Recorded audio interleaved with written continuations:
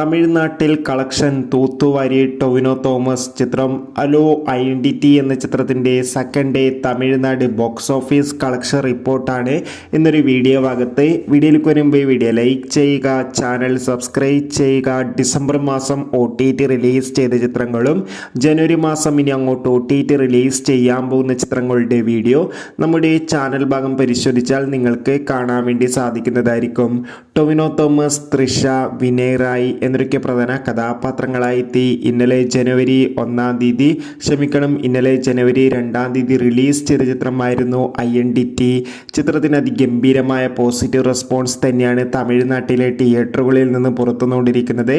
അതുകൊണ്ട് തന്നെ ഏവരുമേറെ ആകാംക്ഷയോടെ ചിത്രത്തിൻ്റെ കളക്ഷൻ റിപ്പോർട്ട് അറിയാൻ വേണ്ടി കാത്തിരിക്കുകയാണ്. ഫൈനലി ചിത്രത്തിൻ്റെ 2ാം ദിവസത്തെ കളക്ഷൻ റിപ്പോർട്ടൊക്കെ ലഭിച്ചിട്ടുണ്ട്. 2ാം ദിവസം അത്യാവശ്യം മികച്ചൊരു ബുക്കിങ്ങും എക്സ്ട്രാ ഷോകളുമാണ് തമിഴ്നാട്ടിൽ നടക്കുന്നത്. അതുകൊണ്ട് തന്നെ 50 ലക്ഷത്തിന് മുകളിൽ ഇന്നും കളക്ഷൻ നേടിയെടുക്കാൻ വേണ്ടി സാധിക്കും.